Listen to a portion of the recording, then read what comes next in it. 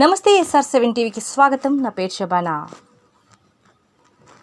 జులైగా తిరుగుతున్న కొడుకును మందలించడంతో కన్న తండ్రిని చంపిన కసాయి కొడుకు.